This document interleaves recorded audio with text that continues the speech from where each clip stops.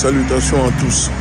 En ce moment, il y a une campagne de vaccination contre le paludisme au Cameroun. C'est le vaccin Mosquirix RTS de GSK.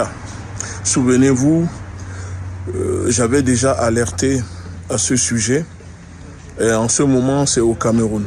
Alors, nous invitons les populations camerounaises à ne pas faire confiance à leur gouvernement. D'autant plus que j'ai pris le temps et le soin d'interpeller sur Twitter, le ministre de la Santé du Cameroun, qui a été incapable de m'apporter des réponses à mes questions. En plus, ce dernier trouvait pertinentes mes questions, mais il était incapable de répondre et d'apporter des informations. Ce que je peux dire aux populations camerounaises, c'est que avant de mettre un vaccin sur le marché, il faut 10 ans de tests. Sauf que ce vaccin a été créé en 2021 et le vaccin est toujours en phase expérimentale sur plus d'1 million d'enfants africains sur le continent, notamment au Malawi, Kenya, au Ghana. Décrié dans ces pays, plusieurs scientifiques et médecins indépendants dénoncent les effets secondaires et les risques liés à ce vaccin. Il y a le paludisme cérébral et il y a aussi la méningite, surtout constatée chez les jeunes filles qui sont vaccinées. Alors aujourd'hui, vous devez comprendre une chose. Ce vaccin est efficace seulement à 55% après 4 doses.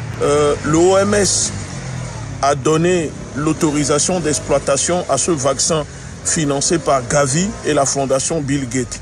Au Burkina Faso, on vient de valider un vaccin contre le paludisme efficace à 77%. 77%. Alors, pourquoi l'OMS, l'Organisation mondiale de la santé, s'empresse de vouloir inonder les populations africaines, les gouvernements africains de ce vaccin? Surtout quand on sait que les gouvernements africains n'ont pas le choix que d'accepter ces vaccins parce que pour obtenir des prêts auprès des institutions de Bretton Woods comme le FMI, la Banque mondiale, il y a une feuille de route et cela fait partie. Aujourd'hui, concrètement, les populations africaines sont devenues des cobayes. L'Afrique est devenue un laboratoire d'expérimentation à l'échelle continentale. Vous devez comprendre une chose, ces vaccins ont été financés par le laboratoire GSK à hauteur de 350 millions de dollars, alors que cela a été prouvé et démontré qu'on a éradiqué le paludisme dans des pays sans dépenser autant d'argent pour des médicaments, surtout des médicaments en phase d'expérimentation qui sont testés sur des enfants, des bébés sur le continent africain. La question que nous posons maintenant, si réellement c'est pour lutter contre le paludisme, pourquoi ils ne mettent pas des solutions alternatives comme l'artémisia? Encore une fois, je le répète, nous connaissons l'efficacité aujourd'hui de l'artémisia. Tout simplement parce que ces laboratoires veulent gagner de l'argent. Ce sont eux qui créent les maladies et ce sont eux qui viennent ensuite vendre les médicaments. Vous avez compris, 350 millions de dollars investis pour ce vaccin tout expérimental. Ça veut dire que les garanties de sécurité de ce vaccin aujourd'hui n'est pas rassemblé, puisqu'il faut 10 ans